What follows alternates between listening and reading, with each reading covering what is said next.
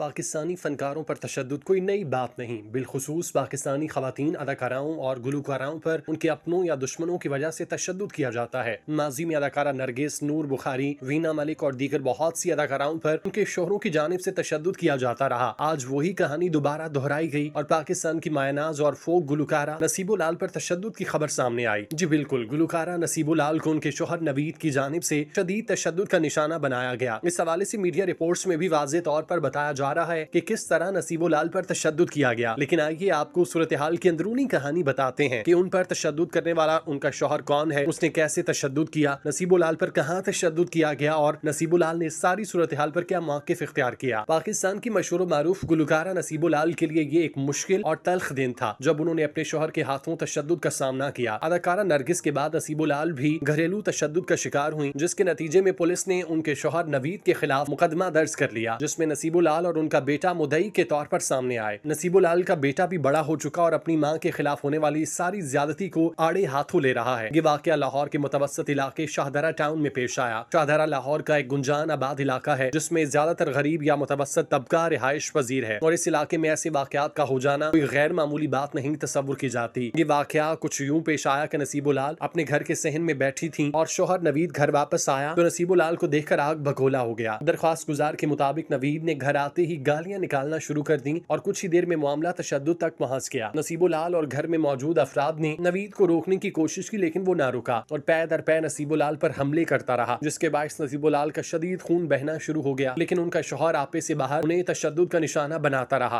आन की आन में अहले इलाका भी इकट्ठे हुए और घर का मामला पूरे शाहदरा में फैल गया। नसीबुलाल ने इस हमले की तफसील बयान करते हुए कहा, शौहर ने न सिर्फ जुबानी तौर पर गालियां दी बल्कि जिस्मानी तौर पर भी उन पर हमला किया। ये वाकया एक संगीन तशवीश का बायस बना और नसीबुलाल ने फौरन पुलिस को इत्तला दी। नसीबुलाल की जानिब से लिखत में मौजूद मुकदमे में दर्ज कराई गई FIR में कहा गया कि सेन में बैठी थी, शौहर ने बदजुबानी की और करीब ही पड़ी ईंट उठाकर सर पर मार दी, जिससे मेरे चेहरे और नाक पर शदीद चोट आई। गुलकारा ने अपनी FIR में कहा कि शौहर अक्सर मुझसे लड़ाई झगड़ा करता है, मगर आज उसने मुझे ईंट मारकर और गालम गलोच करके मुझ पर तशद्दुद करके सख्त ज्यादती की, उसके खिलाफ कानूनी कार्रवाई की जाए। पुलिस ने इस मामले पर कार्रवाई करते हुए शौहर नवीद के खिलाफ मुकदमा दर्ज कर लिया। नसीबुलाल का ये इक़दाम एक अहम पैगाम है जिसने घरेलू तशद्दुद के मसले को दोबारा उजागर किया। ये वाकया खवातीन के हकूक के हवाले से एक संगीन सवाल उठाता है कि शोहरत और मकाम के बावजूद भी खवातीन को घरेलू तशद्दुद का सामना करना पड़ता है। नसीबुलाल ने इस बदसलूकी के खिलाफ आवाज बुलंद करके एक नई राह दिखाई कि जुल्म के खिलाफ उठ खड़ा होना जरूरी है, चाहे आप किसी भी शोबे में हो। इस वाक़े ने न सिर्फ नसीबुलाल की जाती जिंदगी को मुतासिर किया बल्कि पूरे पाकिस्तान में घरेलू तशद्दुद के मसाइल पर आगाही पैदा की। खवातीन के हकूक के लिए जदोजहद करने वाली तंजीमों ने नसीबुलाल की हिमायत की और इस पर जोर दिया कि हर औरत को अपने हकूक के लिए आवाज उठाने का हक है। आपको बताएं कि नसीबुलाल गुज़श्ता काफी अरसे से शाहदरा के इलाके में अपने खानदान और बेटे के साथ मुकीम है। नसीबुलाल आजकल कई प्रोजेक्ट्स का हिस्सा बनती दिखाई देती हैं और इंडस्ट्री उन्हें बड़ी इज्जत से देखती है और काम देती है। कई साल पहले नसीबुलाल के बोल्ड गानों की वजह से उन्हें काफी तनकीद का निशाना बनाया गया, लेकिन बाद अज़ां उन्होंने थिएटर के लिए गाने गाना कम कर दिए और उनसे ये टैग हट गया। नसीबुलाल अपने पूरे खानदान के साथ आज भी पस्त मायार जिंदगी बसर कर रही हैं। वो चाहें तो डिफेंस जैसे किसी भी अच्छे इलाके में जिंदगी बसर कर सकती हैं, लेकिन वो आजी और इंकसारी की वजह से खुद को खुद तक ही महदूद रखना चाहती हैं। नसीबुलाल ने कभी अपनी शोहरत पर घमंड नहीं किया बल्कि अपनी जमीन से जुड़ी रहीं। नसीबुलाल ने कॉन्सर्ट के दौरान अपने बेटे को भी मुतारिफ कराया, जिसमें उनके बेटे को उनके हुलिये की बदौलत खासी तनकीद का निशाना बनाया गया। नसीबुलाल समझती हैं कि उनके लिए पैसा लाजिम नहीं बल्कि उनके लिए उनकी घरेलू जिंदगी ज्यादा अहमियत की हामिल है। देखा जाए तो गुलकारी खुसूसन ऐसा शोबा है कि सारी उम्र मेहनत करते रहने के बावजूद वो फल नहीं मिल पाता। नसीबुलाल ने भी बचपन से मेहनत की, मेलों में बसों में गड़वी बजाकर रोजी कमाई। जब किस्मत ने यावरी की तो भी नसीब का मिला, लेकिन कम कम। एक दिन में 6 गाने रिकॉर्ड कराए, एक पग्गीवाज घराने से ताल्लुक रखने वाले अपने खानदान के लिए पक्का घर बनवाया, अपने बच्चे पाले और पाकिस्तानियों के ताने सुने के कौन नसीबो वो गंदे गाने वाली। चंद साल पहले पाकिस्तान का निज़ाम अदल हरकत में आया और लाहौर हाई कोर्ट के एक जज साहब ने नसीबुलाल और उनकी कम मारूफ लेकिन इंतहाई टैलेंटेड बहन नूरा लाल के 41 गानों को फौहश करार देकर पाबंदी लगाई। नसीबुलाल के हजारों गानों में से सिर्फ 41 गाने कैसे फौहश निकले, ये सवाल बहरहाल अपनी जगह मौजूद है और उन्होंने ये सारे गाने पता नहीं घर में माँ बहनों से छुप कर गाए, ये कोई नहीं जानता। नसीबुलाल एक मजदूर गायक हैं जो अपने खानदान को पालने के लिए पैसा कमाना जानती हैं, फिर खुदा ने उसी खुदादात सलाहियत से भी नवाजा, तो हमें उसे काम करने पर खिराज तहसीन पेश करना चाहिए, लेकिन उनके ऐसे गानों की ताईद नहीं। PSL और कोक स्टूडियो से पहले नसीबुलाल के सामीन का ताल्लुक भी अक्सर मजदूर और मर्द तबके से था, या उनके गाने उनके बहनों के लिए थे जो स्टेज पर या निजी महफिलों में रक्स करके रोजी कमाती हैं। नसीबो लाल का करियर रोज़े अव्वल से ही तनकीद और कंट्रोवर्सीज की जद में रहा। कुछ लोगों का कहना है कि नसीबो ये सब कुछ करके खबरों में रहना चाहती हैं, तो कुछ ये कहते हैं कि ये उनका पर्सनल इशू है कि वो कैसा काम करें, क्योंकि इस बात पर वो प्रोजेक्ट्स बनाने वाले डायरेक्टर या प्रोड्यूसर को तो कोई नहीं कुछ कहता। सारी जिम्मेदारी नसीबो लाल पर डाल दी जाती है। इसके बरक्स नसीबो लाल ने एक टीवी इंटरव्यू में अपने आप को घर में रखा हुआ वो तोता कहा जिससे चाहो तो कलाम पाक पढ़ाओ, चाहो तो गालियां सुन लो। नसीबो लाल ने जितने भी खूबसूरत गीत गाए उनमें तकरीबन 90% अल्ताफ बाजवा नामी एक शायर ने लिखे। नसीबो लाल 1970 में पैदा हुई, जो पंजाबी और उर्दू में गाती हैं, जबकि उनकी पैदाइश पाकिस्तानी पंजाब के खाना बदोश खानदान में हुई, जो असल में राजपूताना हिंदुस्तान से ताल्लुक रखता था। उनका बचपन गरीब और मेहनत कश तबके में गुजरा और वो बचपन से ही गुलकारी के शौक में मुब्तला हुई। उन्होंने इब्तदाई उम्र में ही मेलों और बसों में गाने गाए, जिससे उनकी आवाज की खासियत और मौसीकी की दुनिया में उनकी पहचान बनी। उन्होंने जल्द ही अपनी मेहनत और लगन से मौसीकी की दुनिया में कदम रखा और दोनों ममालिक पाकिस्तान और भारत में यकसा मकबूल हुई। उनके गाने न सिर्फ मेहनत कश तबके में मकबूल हुए, बल्कि उन्हें हर सतह के सामीन की जानिब से पजीराई मिली। उनकी आवाज की ताकत को मैडम नूरजहां से भी जोड़ा गया, जिन्हें पाकिस्तान की अजीम गुलकारा समझा जाता है। उनकी मौसीकी का दायरा बहुत वसी है और वो बैनुल अक़वामी म्यूजिक शोज में भी मदऊ की जाती हैं, जहां उन्होंने अपने फन का लोहा मनवाया। नसीबो लाल ने कोक स्टूडियो के 9वें सीजन में बतौर नुमाया फनकार परफॉर्म किया, जहां उनकी गायकी ने नया मयार कायम किया। उनका फन महज गाने तक महदूद नहीं, बल्कि उनकी जिंदगी की कहानी भी तहरीक बन चुकी है। उन्होंने अपने सादा और बेसाख्ता अंदाज में फन को दुनिया के सामने पेश किया और अपनी आवाज को एक ताकतवर इजहार बनाया, जो आज भी लोगों के दिलों में जिंदा है। नसीबो लाल की कहानी एक मिसाल है कि मेहनत, लगन और सच्चाई की ताकत से कोई भी ख्वाब हकीकत बन सकता है। उनके मशहूर और मारूफ गानों में वे सब तो सोनिया, तू झूम झूम, दिल का क्या करें और दीगर शामिल हैं। नसीबो लाल मुतादिद अवार्ड्स भी अपने नाम कर चुकी। उन्हें पाकिस्तानी फिल्म और ड्रामा इंडस्ट्री में बहुत ज्यादा अंडररेट किया जाता है। अब मुख्तलिफ ड्रामों के ओएसटीज करती दिखाई तो देती हैं, लेकिन उनकी तादाद भी कम है। नसीबो लाल ने हर तरह काम किया जिस पर वो तनकीद की जद में रहीं, लेकिन वो अपने काम में संजीदा रहीं। उन पर तशद्दुद को देखते हुए नसीबो लाल की हिमायत में उनके मद्दाह सामने आए और उनके लिए दुआएं करते हैं कि अल्लाह उन्हें जल्द स्क्रीन पर दोबारा लाए, क्योंकि पता करने पर मालूम पड़ा कि उनके शौहर नवीद अब उन्हें शोबिज में काम करने से रोक रहे थे। चाहते थे कि नसीबो सिर्फ घरेलू खातून के तौर पर जिंदगी बसर करें, लेकिन नसीबो गायकी को फन समझती हैं और चाहती हैं कि अपनी आखिरी सांस तक इस शोबे से वाबस्ता रहें। इसी वजह से दोनों में शदीद मुखालिफत हुई और मामला लड़ाई तक जा पहुंचा। इलाका मकीनों का कहना है कि उनका शौहर उन पर आए रोज तशद्दुद करता है, वो आदि मुजरिम हो चुका और हर नए दिन कोई ना कोई हरकत करता है जिससे इलाके में बदमजगी फैलती है। इलाका मकीन पहले भी उसके खिलाफ दरख्वास्त दे चुके, लेकिन बेसुध और वो अपनी हरकत कायम रखे हुए है। नसीबो लाल के शौहर इससे पहले भी 1-2 बार हवालात की हवा खा चुके। उन्होंने कुछ अर्सा पहले किसी मोहल्लेदार से लड़ाई मोल ली थी। इस दौरान फायरिंग भी की, जिस पर इर्द गिर्द खौफ व हिरास फैला और लोग मुश्तइल हुए। कहा जा रहा है कि इसकी बार अगर नवीद पुलिस के हाथ लगे तो सख्त तरीन सजा दी जाएगी। कुछ समाजी तंजीमें भी इस हवाले से फाल हुई और फनकारों पर होने वाले तशद्दुद के खिलाफ उठ खड़ी हुई, जिन्होंने ये इरादा किया कि वो ऐसे अनासिर को नहीं छोड़ेंगे जो मुआशरे में बदअमनी का बायस बनते हैं। अब देखना यह है कि ऊंट किस करवट बैठता है। गुलकारा के शौहर उन पर तशद्दुद करने के बाद से गायब हैं और उनका कोई सुराग नहीं मिल रहा कि वो कहाँ है, जिसके पेश नजर पुलिस भी तशवीश में मुब्तला है और अहले इलाका से राब्ते में है ताकि मुलजिम नवीद को जल्द अज जल्द गिरफ्तार किया जाए। हमारी दुआ है कि अल्लाह रब्बुल इज्जत गुलकारा नसीबो लाल को हमेशा अपनी अमान में रखे और उनके इर्द गिर्द रहने वाले लोगों को हिदायत अता करे। हम दुआ गो हैं कि नसीबो लाल के जख्म जल्द भरें और दोबारा से वो हमारे सामने जगमगाती हुई दिखाई। आमीन।